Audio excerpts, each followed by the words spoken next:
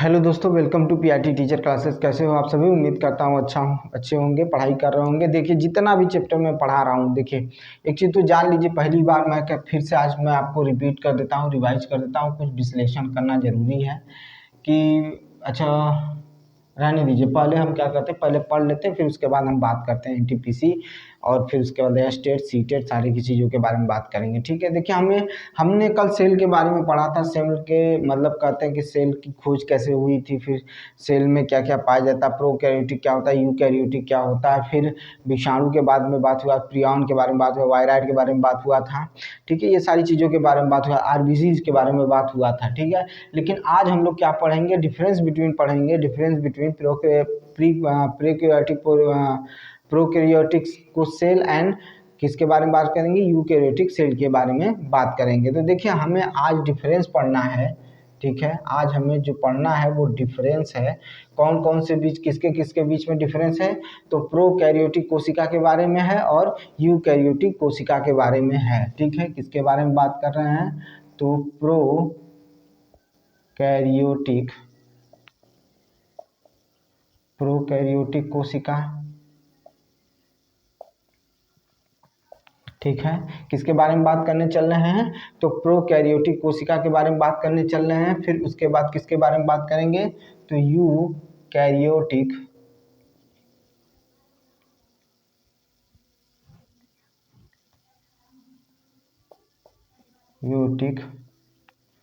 कोशिका के बारे में बात करेंगे। किसके किसके बारे में बात करना है, तो प्रोकैरियोटिक कोशिका और यूकैरियोटिक कोशिका के बारे में बात करने के लिए हम लोग तैयार हैं। और हम लोग आराम से सीखेंगे, सारी चीज़ों को बहुत अच्छे से सीखेंगे, क्योंकि हमें यहाँ पर सीखना ही है। ठीक है, क्योंकि ये भी बता दूं मैं, एक चीज़ें और आपको बता दूं कि जो हमारे एनटीपीसी का जो जीके जीएस का सिलेबस है बहुत ही ज़्यादा है, बहुत ही ज़्यादा है। इस वजह से हम लोग बड़ी तेज़ी से सीखेंगे और समय भी क्या कर देंगे, बढ़ा देंगे। क्या करेंगे, समय को भी क्या करना, हम लोगों को बढ़ाना, क्योंकि समय नहीं बढ़ेगा तो हम ख़त्म नहीं कर पाएंगे सिलेबस को। ठीक है, तो इस वजह से तैयार रहिए, ज़्यादा से ज़्यादा पढ़ने की कोशिश करिए। ठीक है, तो हम लोग पढ़ेंगे प्रोकैरियोटिक कोशिका और यूकैरियोटिक कोशिका, यानी प्रोकैरियोटिक सेल और यूकैरियोटिक सेल के बीच के डिफरेंस के बारे में पढ़ेंगे। तो सुनिएगा ध्यान से, बहुत ध्यान से सुनिएगा, बातें सब समझ में आ जाएंगी आपको। तो देखिए, जो प्रोकैरियोटिक कोशिका होती है वो प्रारंभिक कोशिका होती है। कैसी कोशिका होती है, तो प्रारंभिक कोशिका होती है। ठीक है, लेकिन ये वास्तविक कोशिका नहीं होती है, किसकी बात कर रहे हैं, तो प्रोकैरियोटिक कोशिका प्रारंभिक कोशिका होती है। प्रोकैरियोटिक कोशिका कैसी कोशिका होती है, तो प्रारंभिक कोशिका होती है, लेकिन ये वास्तविक कोशिका नहीं होती है। ठीक है, फिर समझ लीजिएगा, ये मैं कह रहा हूँ प्रोकैरियोटिक कोशिका प्रारंभिक कोशिका होती है और ये वास्तविक कोशिका होती है। प्रारंभिक कोशिका का मतलब ये होता है कि वो कोशिकाएं जिनमें क्या होता है, कुछ अंगों का अभाव होता है। ठीक है, इसलिए उसे प्रारंभिक कोशिका में रखा गया है और इसे वास्तविक कोशिका में रखा गया है। अब जो प्रोकैरियोटिक कोशिका होती है, इसके अंतर्गत कौन कौन सी चीजें आती हैं, तो प्रोकैरियोटिक कोशिका के अंतर्गत बैक्टीरिया आती है, माइकोप्लाज्मा आता है, नील हरित शैवाल आदि इसके अंतर्गत आते हैं। फिर से सुनिएगा मैं क्या कह रहा हूँ, मैं कह रहा हूँ कि प्रोकैरियोटिक कोशिका प्रारंभिक कोशिका होती है और इसमें बैक्टीरिया आता है, माइकोप्लाज्मा आता है, नील हरित शैवाल आते हैं। ठीक है, आदि इसमें आते हैं। ठीक है, जबकि अगर हम इसमें बात करें तो ये वास्तविक कोशिका होती है और इसके अंतर्गत सभी पौधे आते हैं, सभी जीव आते हैं, यहाँ इवन तक कि मानव भी इसी के अंतर्गत आता है। तो मैं लिखना शुरू करता हूँ, पहला लिख रहा हूँ, क्या लिख रहा हूँ, यह कोशिका प्रारंभिक कोशिका होती है। यह कोशिका कैसी कोशिका होती है, तो प्रारंभिक कोशिका होती है। इसके अंतर्गत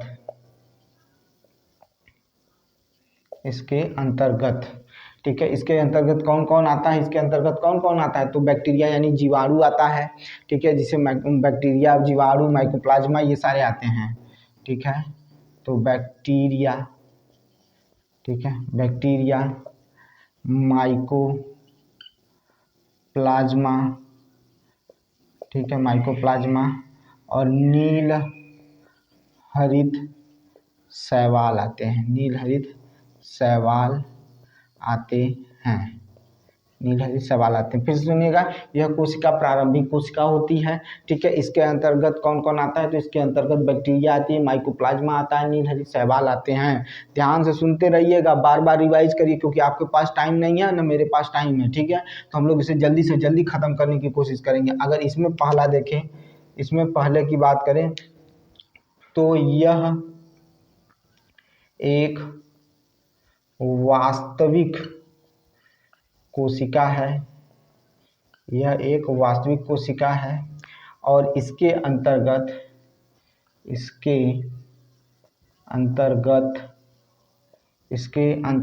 क्या क्या आते हैं, तो इसके अंतर्गत सभी पादप व जीव आते हैं, ठीक है। समझ में आई बात कि नहीं आई, देख लीजिए ध्यान से, ठीक है। यह कोशिका प्रारंभिक कोशिका होती है, इसके अंतर्गत बैक्टीरिया, माइकोप्लाज्मा, नीलहरी शैवाल आता है, ठीक है। जबकि यह एक वास्तविक कोशिका होती है, इसके अंतर्गत सभी पादप एवं जीव आते हैं, इसके अंतर्गत सभी पादप एवं जीव आते हैं, ठीक है। समझ में आई बात कि नहीं आई, क्लियर रखिएगा, ठीक है। अब देखिए, इसके अंतर्गत माइटोकॉन्ड्रिया, ठीक है, इसके अंतर्गत माइटोकॉन्ड्रिया और गाल्जी बॉडी, ठीक है, और लाइसोसोम नहीं पाया जाता है। क्या क्या मैं बोल रहा हूँ, ध्यान से सुनिएगा, इसमें सुनिएगा, इसमें माइटोकॉन्ड्रिया, इसमें माइटोकॉन्ड्रिया, गाल्जी बॉडी, माइटोकॉन्ड्रिया, गाल्जी बॉडी, ठीक है, माइटोकॉन्ड्रिया, गाल्जी बॉडी, और किसकी बात कर रहा हूँ, तो लाइसोसोम, किसकी बात कर रहा हूँ, तो लाइसोसोम नहीं पाया जाता है, लाइसोसोम नहीं पाया जाता है, लाइसोसोम नहीं पाया जाता है। तो यानी प्रोकैरियोटिक कोशिका में हमारे पास गाल्जी बॉडी नहीं रहेगा, ठीक है, माइटोकॉन्ड्रिया नहीं होगा, और लाइसोसोम नहीं पाया जाएगा, लाइसोसोम नहीं पाया जाएगा, ठीक है। जबकि इसके अंतर्गत सारी चीज़ें पाई जाएंगी। इसमें जबकि लिखेंगे नंबर 2 पर लिखेंगे, इसमें माइटोकॉन्ड्रिया,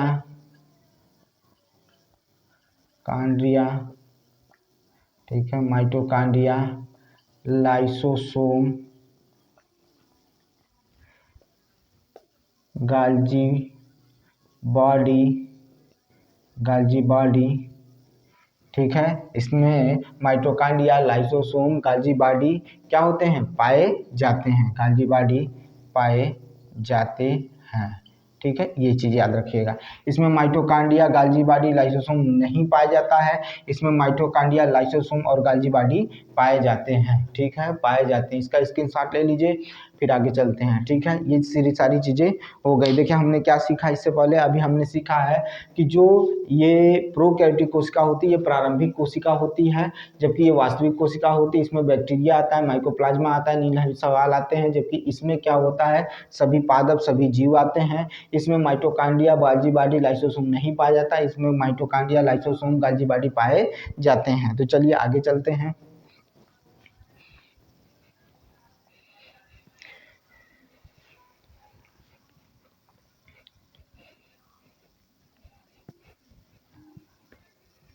अब देखिए नंबर तीन देखिए, नंबर 3 हम क्या बताने चल रहे हैं, ध्यान से सुनिएगा सारी चीज़ें। देखिए इसमें जो होता है प्रोकैरियोटिक कोशिका में, ये 70S प्रकार का क्या पाया जाता है, राइबोसोम पाया जाता है। क्या पाया जाता है, 70S प्रकार का। इसमें 70S प्रकार का राइबोसोम पाया जाता है, राइबोसोम पाया जाता है। इसमें 70S प्रकार का राइबोसोम पाया जाता है। किसमें राइबोसोम पाया जाता है 70S प्रकार का, तो किसमें पाया जाता है, प्रोकैरियोटिक कोशिका में पाया जाता है। जबकि इसमें अगर देखें तीसरा,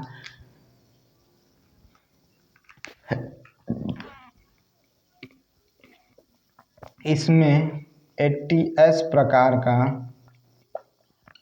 का राइबोसोम पाया जाता है। ठीक है, इसमें 80S प्रकार का राइबोसोम पाया जाता है, इसमें 70S प्रकार का राइबोसोम पाया जाता है, इसमें 80S प्रकार का राइबोसोम पाया जाता है। ये 70S और 80S क्या है आगे भी बात होगी, लेकिन जो चीज़ें अभी बता रहा हूँ उस पर ध्यान दीजिएगा। कल हम लोग पढ़े थे कि जो प्रोकैरियोटिक कोशिका में जो DNA होता है वो किस तरह का होता है, तो गोलाकार होता है और एकल सूत्र में होता है। कैसा होता है, गोलाकार होता है और एकल सूत्र में होता है, गोलाकार होता है और एकल सूत्र में होता है। फिर से सुनिएगा, मैं फिर बता रहा हूँ, इसमें जो DNA होता है, इसमें जो DNA होता है वो गोलाकार होता है। ठीक है, मैं क्या कह रहा हूँ कि इसमें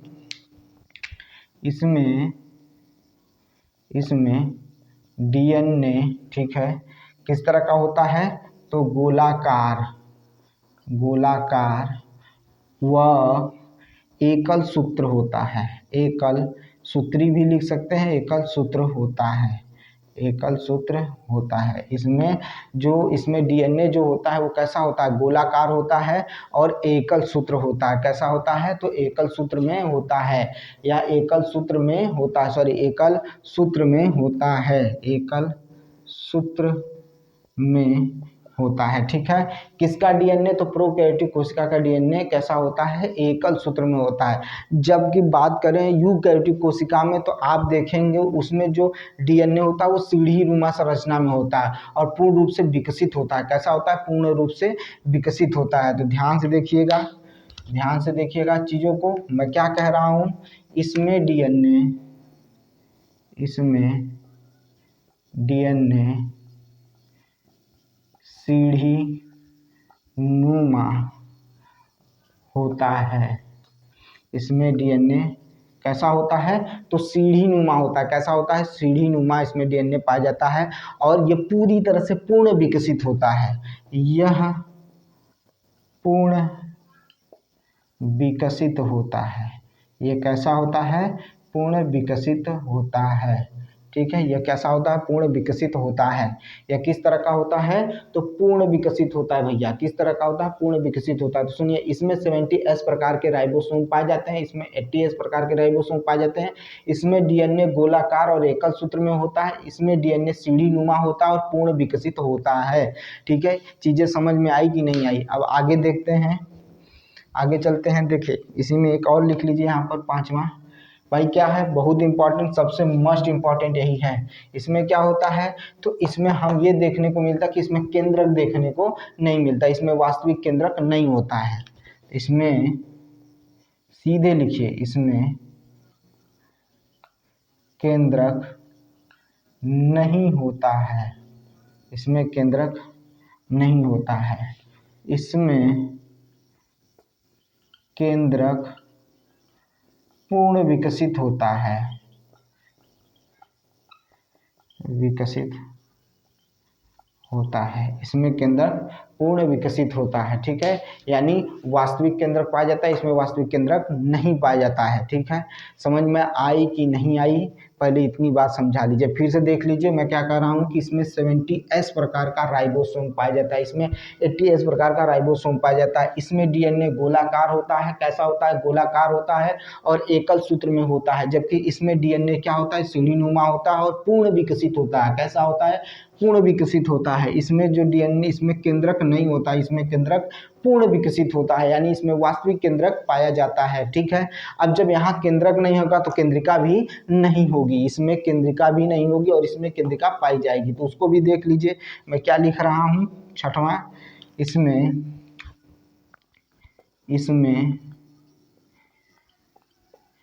केंद्रिका नहीं होती है, नहीं होती है, इसमें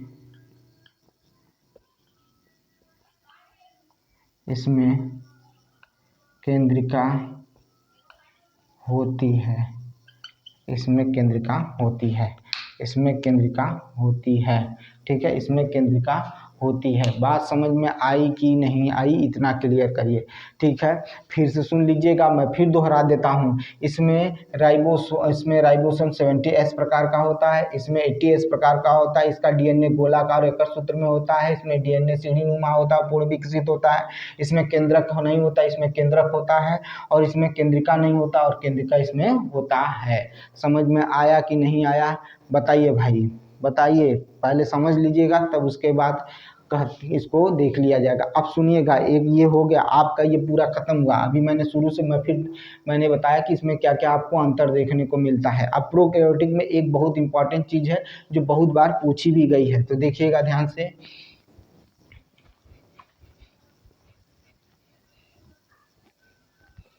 और आप स्क्रीनशॉट लेते रहिएगा, चीज़ों को देखते रहिए और स्क्रीनशॉट लेते रहिए, उसको पढ़ते रहिए। ठीक है, अगर चीज़ें न समझ में आए तो कृपया प्लीज़ आपसे निवेदन है, रिक्वेस्ट है कि कमेंट भी करते रहिएगा, कमेंट भी करते रहिएगा। अब सुनिए ध्यान से, प्रोकैरियोटिक जो कोशिका होती है, ठीक है, अपरिभाषित केंद्रक क्षेत्र को केंद्रकाभ कहा जाता है। क्या कहा जाता है? केंद्रकाभ कहा जाता है। फिर से सुनिएगा मैं क्या कह रहा हूँ। प्रोकैरियोटिक कोशिका, ठीक है, प्रोकैरियोटिक का जो अपरिभाषित केंद्रक क्षेत्र है उसे केंद्रकाभ कहते हैं। क्या कह रहा हूँ? फिर से सुनिएगा, मैं कह रहा हूँ प्रोकैरियोटिक, सॉरी, ठीक है, प्रोकैरियोटिक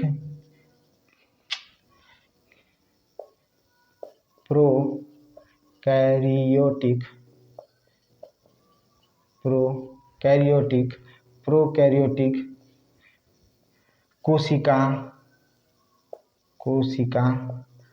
का केंद्रक, ठीक है, प्रोकैरियोटिक कोशिका का केंद्रक अपरिभाषित होने के कारण, अपरिभाषित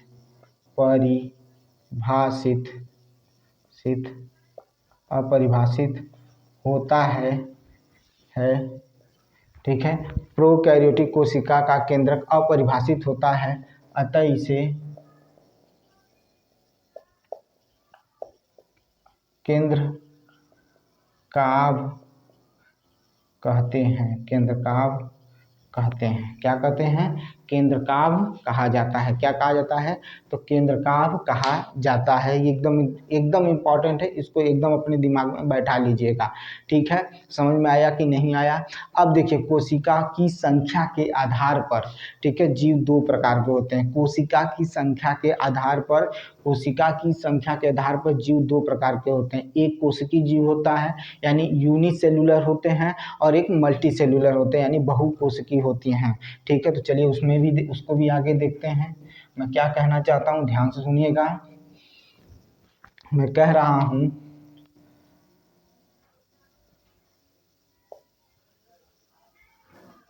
कोशिका की संख्या के आधार पर कोशिका की संख्या के आधार पर जीव दो प्रकार के होते हैं।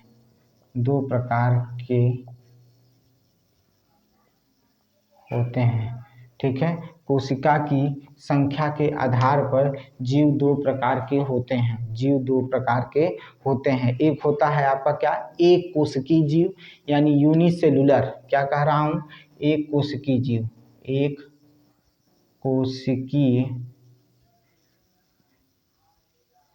कोशिकीय जीव, यानी यूनिसेलुलर, ठीक है, यूनिसेलुलर। क्या कहा जाता है? तो यूनिसेलुलर कहा जाता है। क्या कहा जाता है? तो यूनिसेलुलर कहा जाता है। अब यूनिसेलुलर का मतलब समझिए, एक कोशिकीय जीव, ऐसा जीव जो केवल एक कोशिका से मिलकर बना होता है उसे यूनिसेलुलर यानी एक कोशिकीय जीव कहलाता है। फिर से सुनिएगा, जिनका शरीर केवल एक कोशिका से बना होता है उसे यूनिसेलुलर कहते हैं। इसमें आपको एग्जाम्पल पूछा जाता है। ठीक है, क्या पूछा जाता है? तो इसमें आपको एग्जाम्पल पूछा जाता है। तो जैसे मैं बता देता हूँ, अमीबा हो गया। क्या हो गया? तो अमीबा, अमीबा, पैरामीशियम, अमीबा, क्या क्या हो गया? तो अमीबा हो गया, पैरामीशियम हो गया, फिर क्या होगा? तो प्लाज्मोडियम होगा। क्या होगा? प्लाज्मोडियम, प्लाज्मोडियम होगा। क्या होगा? तो प्लाज्मोडियम होगा। क्या होगा? तो प्लाज्मोडियम हो सकता है। क्या हो सकता है? तो प्लाज्मोडियम होगा। ठीक है, प्लाज्मोडियम होगा। और क्या होगा? तो युगलीना होगा। क्या होगा? युगलीना, युगलीना, युगलीना होगा। तो क्या क्या पढ़े? अमीबा पढ़े, पैरामीशियम पढ़े, प्लाज्मोडियम पढ़े और युगलीना के बारे में जानते रहिए। ये एक कोशिकीय जीव हैं। अब हम पढ़ेंगे मल्टी सेलुलर पढ़ेंगे। क्या पढ़ेंगे? Multi cellular. किसको पढ़ेंगे? तो मल्टी सेलुलर यानी बहुकोशिकीय।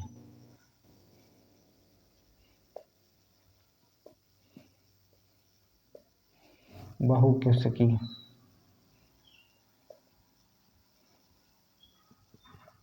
मल्टी सेलुलर, बहुकोशिकीय, ऐसे जीव जो कई सारी कोशिकाओं से मिलकर बने होते हैं और वो सारी कोशिकाएं मिलकर किसी एक फंक्शन को करती हैं या मतलब सारी कोशिकाएं, और ये सारी कोशिकाएं क्या होती हैं? अलग अलग तरह की होती हैं और अलग अलग कार्य करती हैं। इसलिए इसे किस में रखा गया? मल्टी सेलुलर में रखा गया। इसमें कौन कौन सा आता है?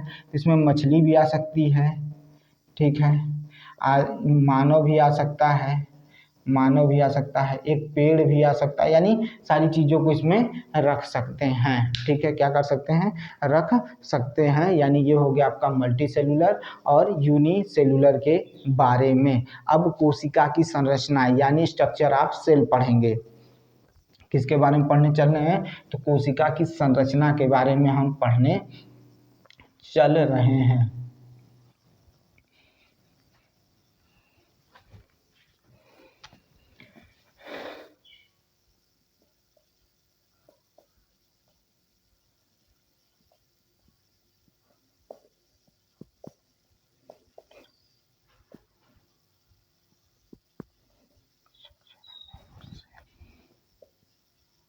स्ट्रक्चर ऑफ सेल के बारे में पढ़ने चल रहे हैं। ठीक है, स्ट्रक्चर ऑफ सेल के बारे में पढ़ने चल रहे हैं। ध्यान से सुनिएगा, सारी चीज़ों को लर्न भी करना है। पादप में पाई जाने वाली कोशिका को पादप कोशिका कहा जाता है और जंतु में पाई जाने वाली कोशिका को जंतु कोशिका कहा जाता है। ठीक है, फिर से सुनिएगा, पादपों में पाई जाने वाली कोशिका को पादप कोशिका कहते हैं और जंतु में पाई जाने वाली कोशिका को जंतु कोशिका कहा जाता है। अब हम लोग क्या करेंगे?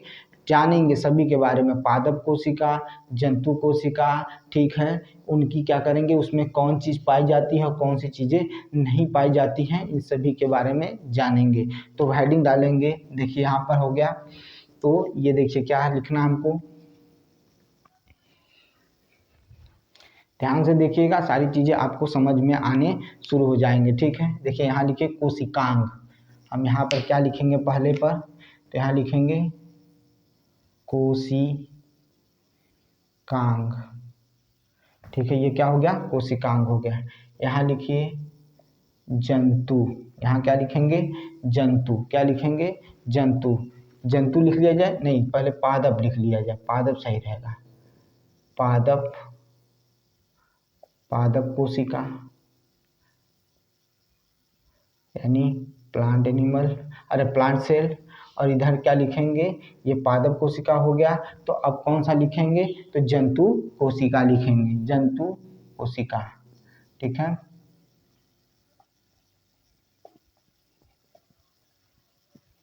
जंतु कोशिका के बारे में लिखना है। ठीक है, समझने के लिए तैयार रहिएगा, क्योंकि यहीं से इम्पॉर्टेंट, यहीं से क्वेश्चन पूछा जाता है, क्वेश्चन यहीं से उठेगा। ठीक है, तो हम पहला डालने चल रहे हैं। तो हमें पहला डालना है सेल वॉल यानी कोशिका भित्ति के बारे में पढ़ना है। क्या पढ़ना है? तो कोशिका भित्ति। ठीक है, कोशिका भित्ति के बारे में पढ़ना है। यहाँ से नीचे लिख सकते हैं कोशिका भित्ति, कोशिका भित्ति यानी सेल वॉल। ठीक है, सेल वॉल के बारे में पढ़ना है। कोशिका भित्ति यानी सेल वॉल के बारे में पढ़ना है। कोशिका भित्ति यानी सेल वॉल के बारे में पढ़ना है। तो पहले सुनिएगा, हमारे पादप कोशिका में सेल वॉल यानी कोशिका भित्ति पाई जाती है, जबकि जंतुओं में कोशिका भित्ति नहीं पाई जाती है। ठीक है, फिर से सुनिएगा, इसमें कोशिका भित्ति पाई जाती है, इसमें कोशिका भित्ति नहीं पाई जाती है। अब आगे और सुनिएगा, इसमें कोशिका भित्ति और कोशिका झिल्ली दोनों पाई जाती है, इसमें कोशिका भित्ति नहीं पाई जाती है, कोशिका झिल्ली पाई जाती है। ठीक है, फिर से सुनिएगा, मैं फिर से बोल रहा हूँ, इसमें कोशिका भित्ति पाई जाती है, कोशिका झिल्ली पाई जाती है। ठीक है, लेकिन इसमें कोशिका भित्ति नहीं पाई जाती है, लेकिन कोशिका झिल्ली पाई जाती है, जो अर्धपारगम्य झिल्ली होती है। क्या होती है? अर्धपारगम्य झिल्ली होती है। तो लिखेंगे, इसमें कोशिका भित्ति नहीं पाई जाती है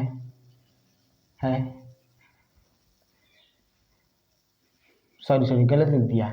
इसमें कोशिका भित्ति पाई जाती है, भित्ति पाई जाती है तथा कोशिका झिल्ली भी पाई जाती है। कोशिका झिल्ली भी पाई जाती है। कोशिका झिल्ली भी क्या होती है? पाई जाती है। अब इसमें देखिए, इसमें हम क्या लिख सकते हैं? इसमें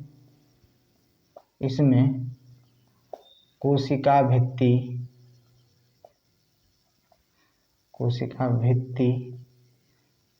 नहीं पाई जाती है, जबकि कोशिका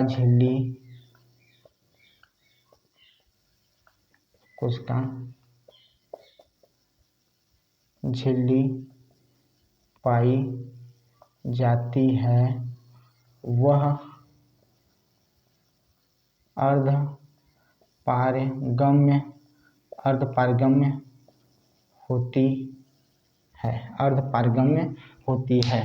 क्या होती है? तो अर्धपारगम्य होती है। कैसी होती है? तो अर्धपारगम्य होती है। ठीक है, समझ में आया कि नहीं आया? समझ में आया कि नहीं आया? ठीक है, फिर से देखिएगा, मैं फिर से आपके सामने सारे तथ्यों को रख देता हूँ। ठीक है,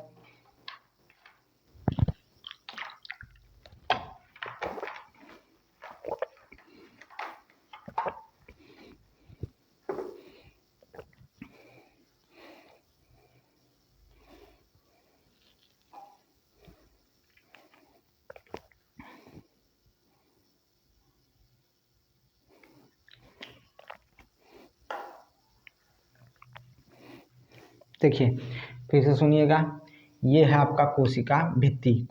इसमें कोशिका भित्ति पाई जाती है, इसमें कोशिका झिल्ली भी पाई जाती है। ठीक है, इसमें कोशिका भित्ति नहीं पाई जाती है, जबकि कोशिका झिल्ली पाई जाती है, वह अर्धपारगम्य होती है। अर्धपारगम्य होने का मतलब ये होता है कि वो जल तथा गैसों का विनिमय कर सके, यानी गैसों को आर पार कर सके। ठीक है, ये चीज़ होता है। अच्छा, जो इसमें कोशिका भित्ति जो होती है वो किसकी बनी होती है?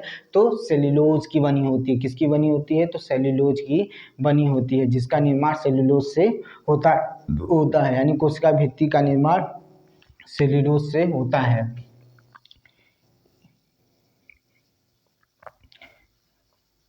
कोशिका भित्ति का निर्माण सेल्यूलोज से होता है। कोशिका भित्ति का निर्माण सेल्यूलोज से होता है। ठीक है, तैयार रखिएगा, समझिएगा चीज़ों को। ठीक है, अब देखिए, अब हम नेक्स्ट की बात करने चल रहे हैं। नेक्स्ट हमारा है क्या है? तो न्यूक्लियस यानी केंद्रक की बात करने चल रहे हैं। किसकी बात करने चल रहे हैं? तो हम केंद्रक की बात करने चल रहे हैं। ठीक है, जिसे न्यूक्लियस भी कहा जाता है। क्या कहा जाता है? तो न्यूक्लियस भी कहा जाता है। क्या कहा जाता है भाई?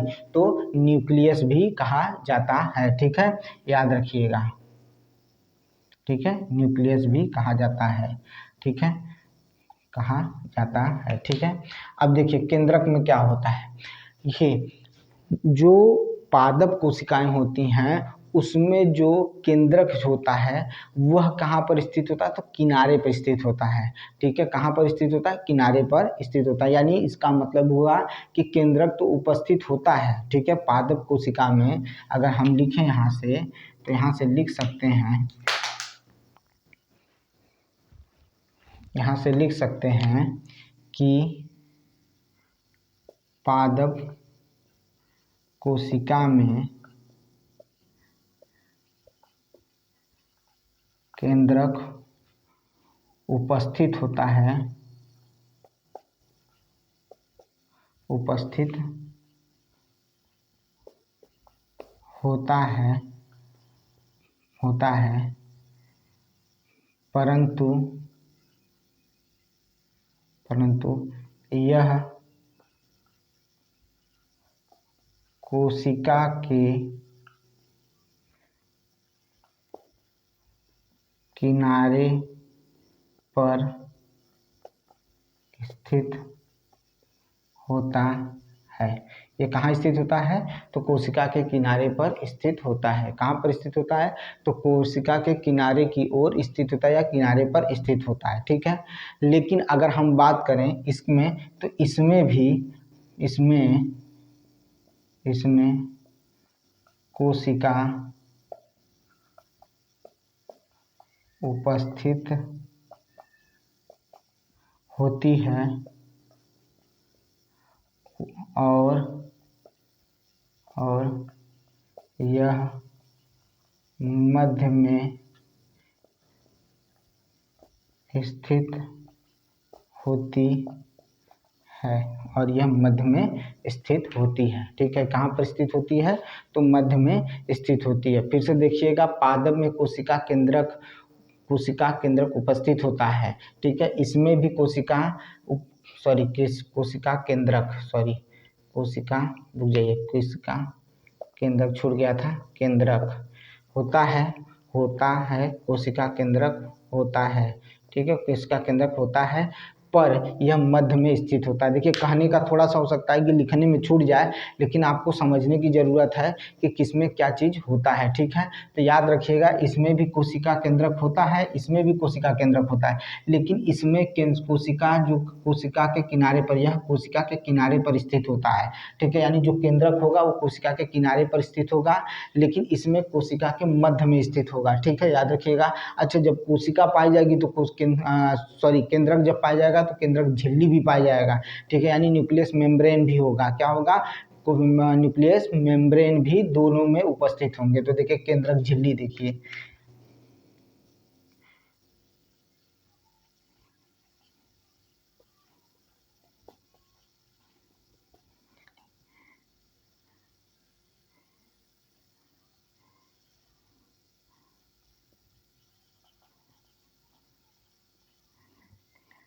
मेम्ब्रेन। ठीक है, अब देखिए यहाँ पर मैं क्या कर रहा हूँ, केंद्रक झिल्ली,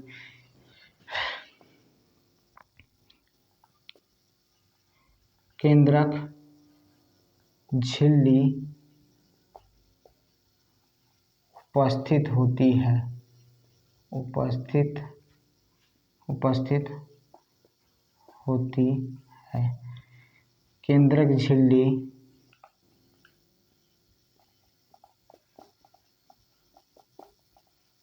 उपस्थित नहीं होती है, अरे सॉरी, केंद्रक झिल्ली उपस्थित होती है, केंद्रक झिल्ली उपस्थित होती है। यानी दोनों में क्या होता है, केंद्रक झिल्ली उपस्थित होती है। पादप कोशिका में भी केंद्रक झिल्ली होती है और इसमें भी केंद्रक झिल्ली होती है। चीज़ों को ध्यान में रखिएगा, इसका स्क्रीनशॉट लीजिए आप लोग।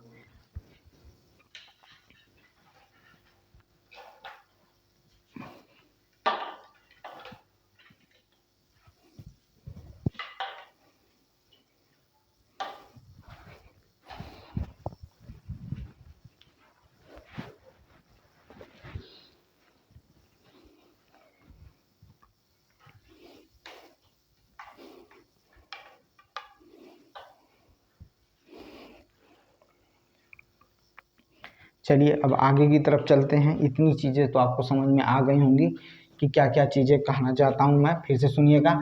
कोशिका भित्ति, इसमें कोशिका भित्ति पाई जाती है जो सेल्यूलोज की बनी होती है। पहली चीज़, इसमें कोशिका झिल्ली भी पाई जाती है। इसमें कोशिका भित्ति नहीं पाई जाती है, लेकिन इसमें कोशिका झिल्ली पाई जाती है, वो भी अर्धपारगम्य होती है। इसमें केंद्रक की बात करो तो इसमें कोशिका में केंद्रक पाया जाता है। ठीक है, पादप कोशिका में केंद्रक पाया जाता है, उपस्थित होता है, परंतु कोशिका के किनारे पर स्थित होता है। इसमें कोशिका केंद्रक होता है और यह मध्य में स्थित होता है। केंद्रक झिल्ली दोनों में पाया जाता है, इसमें भी और इसमें भी केंद्रक झिल्ली पाई जाती है, यानी न्यूक्लियस मेम्ब्रेन होता है। चलिए आगे चलते हैं।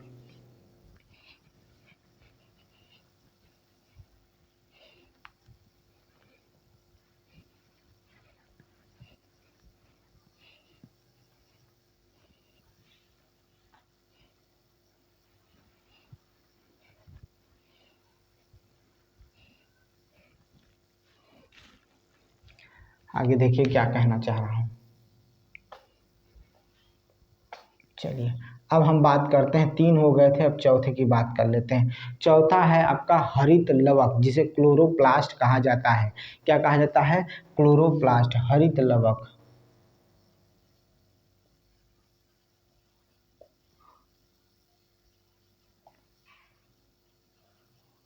प्लास्ट क्या कहा जाता है? तो क्लोरोप्लास्ट कहा जाता है, यानी हरित लवक की बात करने चल रहे हैं। किसकी बात करने चल रहे हैं? हरित लवक। आपको पता है कि पादप कोशिका में हरित लवक पाए जाते हैं। ठीक है, पादप कोशिका में हरित लवक पाए जाते हैं, वो भी 3 प्रकार के पाए जाते हैं, वो हम आगे की तरफ बात करेंगे।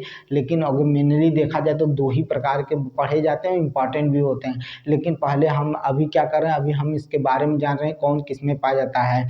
तो पादप कोशिका में हरित लवक पाया जाता है, जबकि जंतु कोशिका में हरित लवक नहीं पाया जाता है। तो हम लिख सकते हैं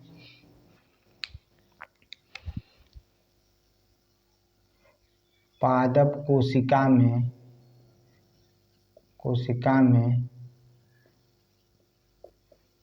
हरित लवक पाया जाता है। हरित लवक पादप कोशिका में पाया जाता है। हरित कोशिका में पादप में मतलब पाया जाता है। इसमें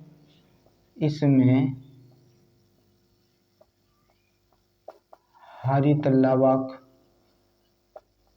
नहीं पाया जाता है,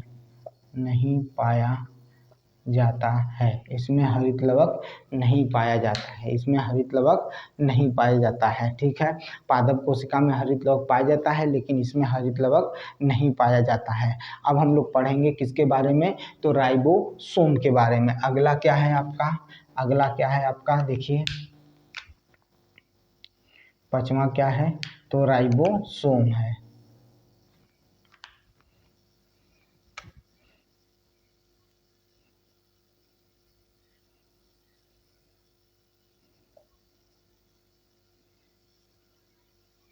राइबोसोम की बात करने चल रहे हैं। किसकी बात करने चल रहे हैं?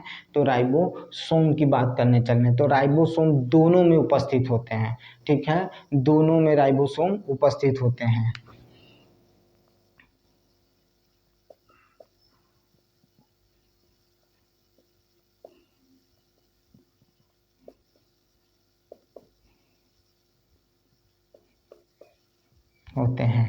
राइबोसोम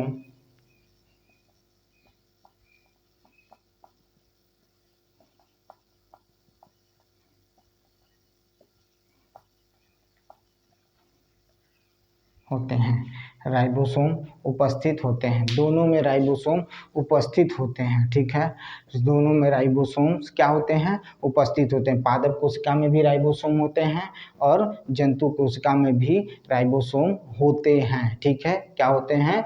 होते हैं। अब पढ़ेंगे रिक्तिकाएं। क्या पढ़ना हमें? 6वां क्या है? तो रिक्तिकाएं हैं। क्या है? रिक्तिकाएं के बारे में सुनिएगा।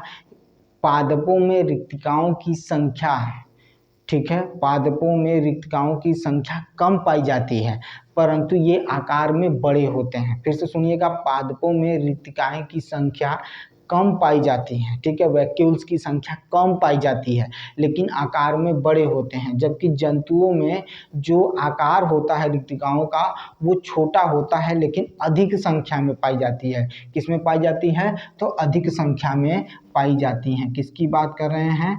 तो रिक्तिकाओं के बारे में, रिक्तिकाएं के बारे में बात कर रहे हैं। किसके बारे में बात कर रहे हैं? तो रिक्तिकाओं के बारे में बात कर रहे हैं, वैक्यूल्स के बारे में बात कर रहे हैं, ठीक है। किसके बारे में बात कर रहे हैं? तो वैक्यूल्स के बारे में बात कर रहे हैं, ठीक है। रिक्तिकाएं, ठीक है, किसकी बात चल रही है? तो रिक्तिकाओं के बारे में बात चल रही है। तो अब ध्यान से सुनिएगा और ध्यान दीजिएगा। मैंने कहा पादपों में रिक्तिकाएं कम पाई जाती हैं लेकिन वो बड़ी होती हैं, ठीक है, उनके जो आकार होता है वो बड़ा होता है।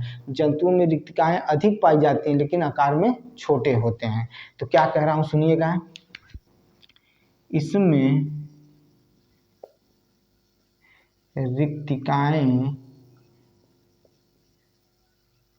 रिक्तिकाएं आकार में बड़ी होती हैं, बड़ी होती हैं, परंतु इनकी संख्या कम होती है, इनकी संख्या कम होती है। फिर सुनिए, इसमें रिक्तिकाएं आकार में बड़ी होती हैं परंतु इनकी संख्या कम होती है। इसमें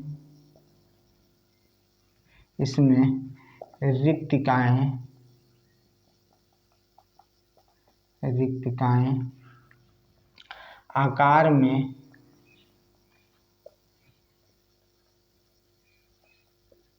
छोटी होती हैं परंतु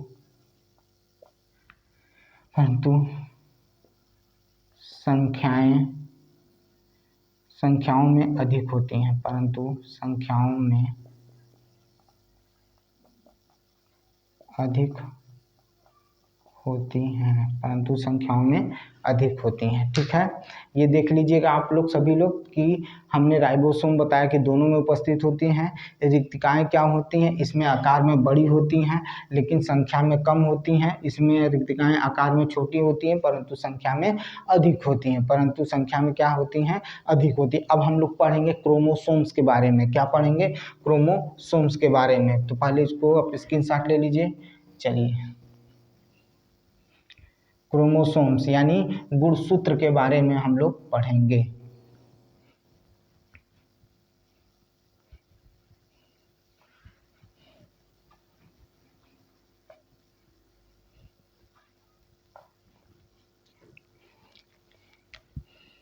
छठवां सातवां, चलिए मान लीजिए सातवां पढ़ रहे हैं।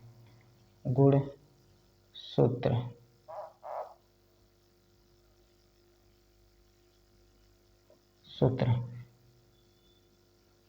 क्रोमोसोम्स किसके बारे में पढ़ने चल रहे हैं? तो क्रोमोसोम्स के बारे में पढ़ने चल रहे हैं। किसके बारे में पढ़ने चल रहे हैं? क्रोमोसोम के बारे में पढ़ने चल रहे हैं। क्रोमोसोम के बारे में पढ़ने चल रहे हैं यानी गुणसूत्र की बात होने चल रही है। तो पौधों में गुणसूत्र उपस्थित होते हैं परंतु आकार में क्या होते हैं? बड़े होते हैं। गुणसूत्र जो जंतुओं में होते हैं वो भी, उसमें भी गुणसूत्र उपस्थित होते हैं परंतु आकार में क्या होते हैं? छोटे होते हैं। तो देखिए गुणसूत्र के बारे में क्या कह रहा है कि यह पादपों में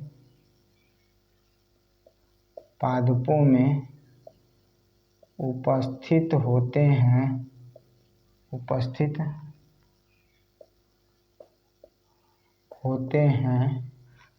परंतु आकार में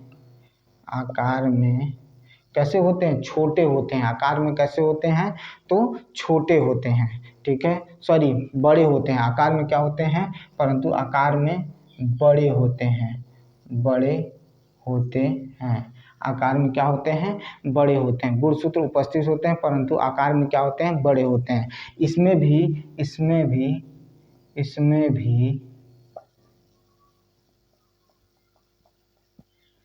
गुणसूत्र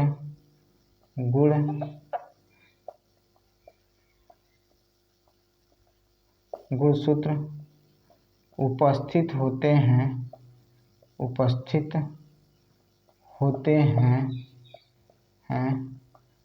परंतु आकार में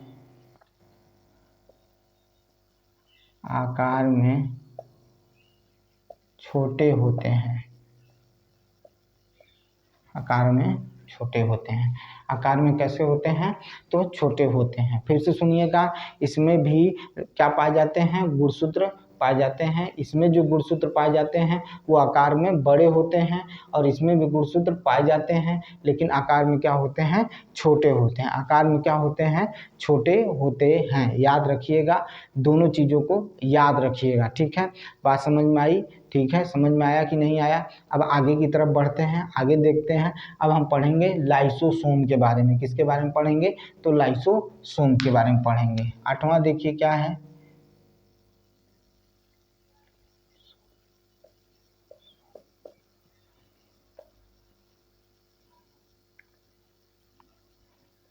ठीक है, किसके बारे में पढ़ने चल रहे हैं? तो लाइसोसोम के बारे में पढ़ने चल रहे हैं। तो इनमें लाइसोसोम नहीं पाया जाता है। इनमें लाइसोसोम नहीं पाया जाता है, जबकि इसमें लाइसोसोम पाया जाता है। इनमें लाइसोसोम नहीं पाया जाता है। इनमें लाइसोसोम नहीं पाया जाता है। इनमें लाइसोसोम नहीं पाया जाता है। इनमें लाइसोसोम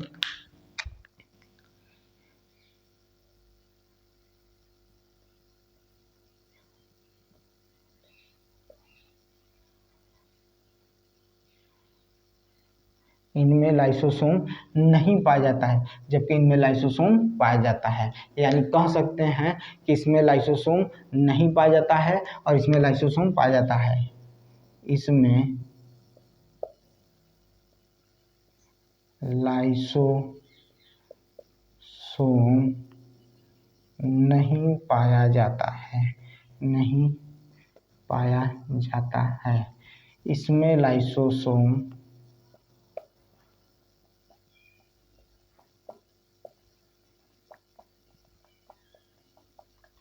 पाया जाता है।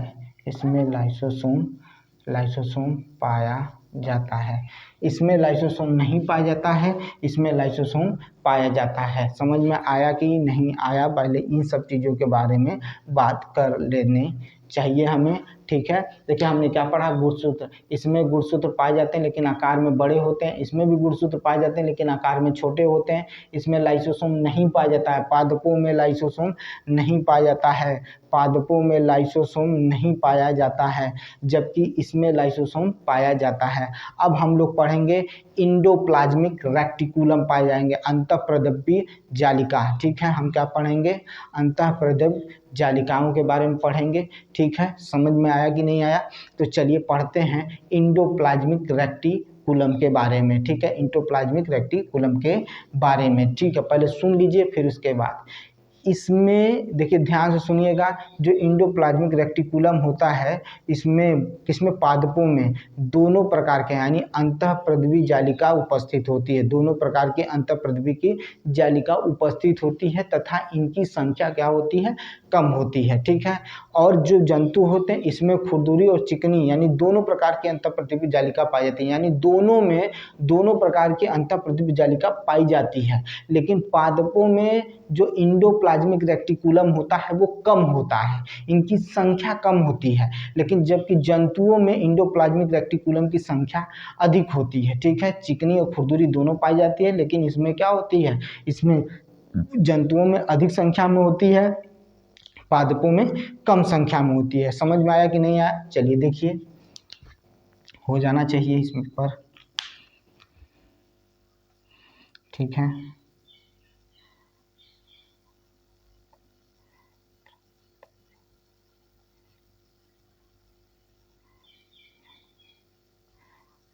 देखने, ठीक है? अंतःप्रद्रवी जालिका, अंतः प्रद्रव्य जालिका के बारे में हम लोग पढ़ने चल रहे हैं। इसी को इंडोप्लाज्मिक रेटिकुलम कहते हैं। क्या कहते हैं? तो हम यहाँ लिख देते हैं, हो सकता है दिखाई न दे आपको।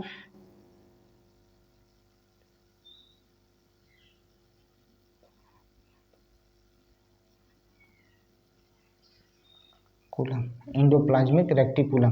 देखिए मैं फिर से समझा देता हूँ, ठीक है, कि इस अंतःप्रद्रव्य जालिका जो होती है इसमें भी पाई जाती है, इसमें भी पाई जाती है, इसमें कम पाई जाती है, इसमें ज़्यादा पाई जाती है, इसमें दोनों प्रकार की पाई जाती है, इसमें भी दोनों प्रकार की पाई जाती है, यानी चिकनी खुरदुरी इसमें भी पाई जाती है, इसमें भी पाई जाती है। लेकिन इसमें क्या होता है, इसमें जो पाई जाती है उनकी संख्या क्या होती है, कम होती है, लेकिन इसमें इनकी संख्या अधिक होती है। तो हम यहाँ लिख सकते हैं अंतः प्रद्रव्य जालिका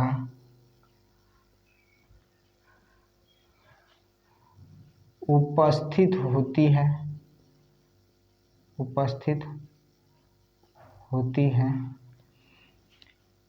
इसमें इनकी संख्या कम होती है। अब अगर इसमें बात करें तो अंतः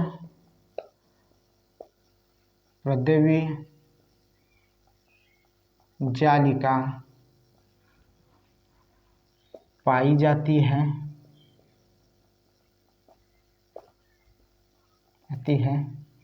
इनकी संख्या अधिक होती है। देख लीजिए भाई,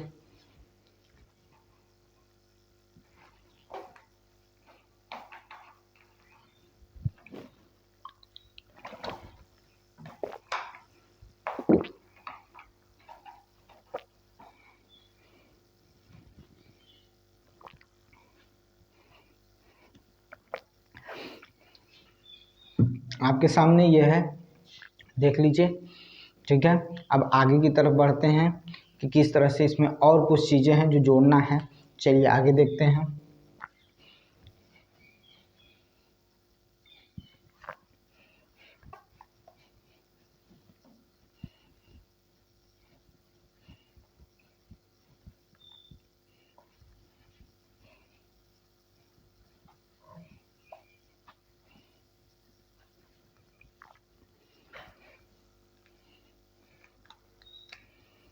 नौ हो गया था, मान लीजिए ये 10 है। किसकी बात करने चल रहे हैं? 10 की। प्रकाश संश्लेषण। देखिए प्रकाश संश्लेषण अगर साफ साफ शब्दों में इससे तो लिखाना बहुत जरूरी नहीं है। प्रकाश संश्लेषण केवल पादपों में होता है, जंतुओं में प्रकाश संश्लेषण नहीं होता है। कार्बोहाइड्रेट की बात करें तो ये हमें पढ़ना बहुत ज़रूरी है कि कार्बोहाइड्रेट पादपों में किस तरह से होता है और जंतुओं में किस तरह से होता है। पादपों में किस तरह से होता है और जंतुओं में किस तरह से कार्बोहाइड्रेट का संचयन होता है, उसके बारे में ज़रूर जानने की ज़रूरत है। तो चलिए देखते हैं कार्बोहाइड्रेट।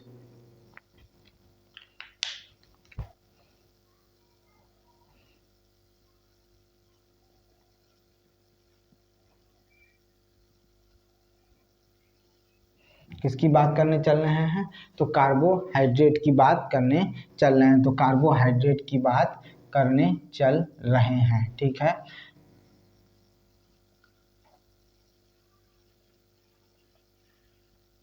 ठीक है, कार्बोहाइड्रेट की बात करने चल रहे हैं कि कार्बोहाइड्रेट का संचयन किस तरह से होता है, ठीक है। तो चलिए देखिए कार्बोहाइड्रेट के बारे में देखते हैं। देखिए इसमें जो कार्बोहाइड्रेट जो होगा वो किस रूप में होगा? तो इसमें कार्बोहाइड्रेट, इसमें जो कोशिका होगी, पादप कोशिकाओं में जो कार्बोहाइड्रेट होगा वो स्टार्च के रूप में संचयित होगा, यानी स्टार्च के रूप में होता है। तो यहाँ लिखेंगे इसमें कार्बोहाइड्रेट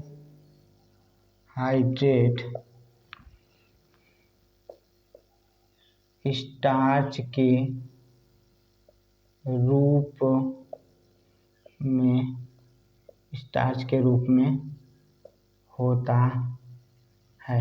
इसमें कार्बोहाइड्रेट स्टार्च के रूप में होता है, ठीक है, इसमें कार्बोहाइड्रेट स्टार्च के रूप में होता है। अब इसमें कार्बोहाइड्रेट किसके रूप में होता है, तो ग्लाइकोजन के रूप में होता है। इसमें कार्बोहाइड्रेट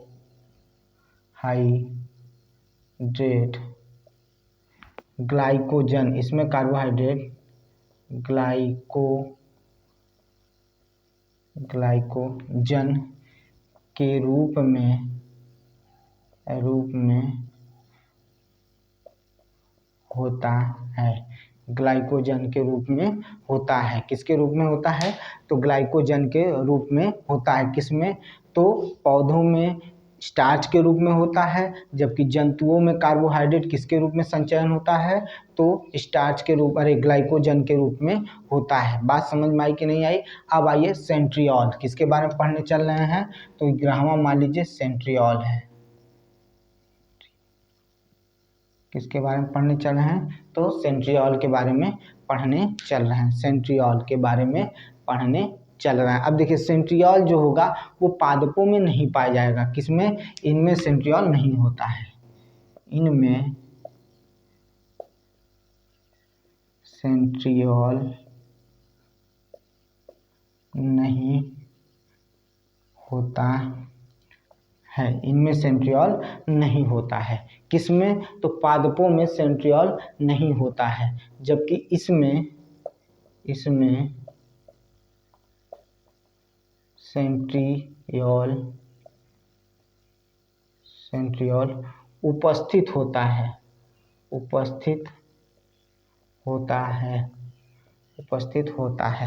इसमें सेंट्रियोल उपस्थित होता है। किसमें सेंट्रियोल पाया जाता है, तो जंतुओं में सेंट्रियोल पाया जाता है, पादपों में सेंट्रियोल नहीं पाया जाता है। अब बात करते हैं रसधानी की बात करते हैं, किसकी बात करते हैं, तो रसधानी की बात करते हैं।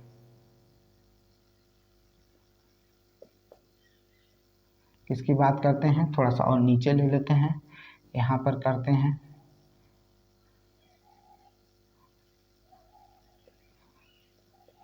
रसधानी की बात करते हैं। देखिए पादपों में रसधानी पाई जाती है, यानी पादप कोशिका में रसधानी पाई जाती है, जंतु कोशिका में रसधानी नहीं पाई जाती है। तो लिखेंगे पादप कोशिका में रसधानी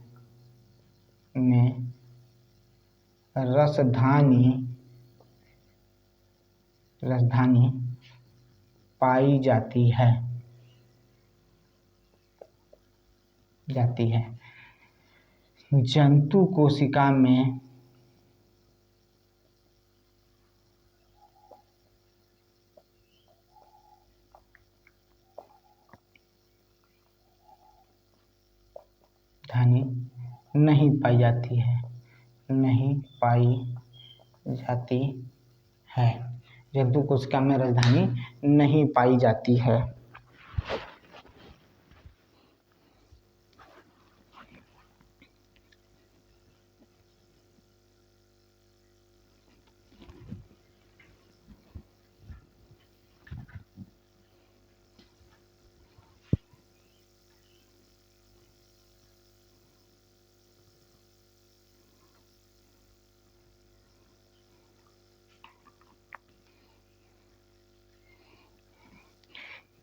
देख लीजिए, हमने कहा कि कार्बोहाइड्रेट इसमें स्टार्च के रूप में होता है, इसमें कार्बोहाइड्रेट ग्लाइकोजन के रूप में होता है, इसमें सेंट्रियोल नहीं होता है, इसमें सेंट्रियोल होता है, इसमें पादप कोशिका में रसधानी पाई जाती है, जबकि जंतु कोशिका में रसधानी नहीं पाई जाती है, जंतु कोशिका में रसधानी नहीं पाई जाती है। ये रहा आपका कि अंतर कौन कौन से कोशिकांग जो होते हैं पादप कोशिका और जंतु कोशिका में पाए जाते हैं, कौन कौन से अंग पादप कोशिका और जंतु कोशिका में पाए जाते हैं। देखिए आज तो मैं इसी पर समाप्त कर रहा हूँ, लेकिन ये जानकर चलिए, मान कर चलिए कि आपकी क्लास अब लंबी चलेगी, क्योंकि जो हमारा एनटीपीसी का जो जीके और जीएस का सिलेबस है बहुत बड़ा है, इसको हमें कंप्लीट करना है। तो हम ज़्यादा से ज़्यादा क्लास लेने की कोशिश करेंगे। अभी इसके बाद हम फिजिक्स की भी क्लास लेंगे, ठीक है। तो आप तैयार रहिए और पढ़िए, ज़्यादा से ज़्यादा पढ़ने की कोशिश करिए। आपको जो मैटर चाहिए वो मैं सब इकट्ठा कर रहा हूँ, इसके पीछे मेहनत कर रहा हूँ, ठीक है।